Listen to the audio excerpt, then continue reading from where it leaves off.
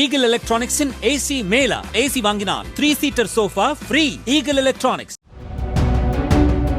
சாத்தான்குளம் தந்தை மகன் கொலை வழக்கில் 9 பேருக்கு தூக்கு தண்டனை விதித்த மதுரை மாவட்ட நீதிமன்றத்தின் தீர்ப்பை உறுதிப்படுத்த கோரிய வழக்கில் ஆய்வாளர் ஸ்ரீதர் உள்ளிட்ட 9 பேர் மற்றும் சிபிஐக்கு நோட்டீஸ் அனுப்ப மதுரை அமர்வு உத்தரவிட்டது.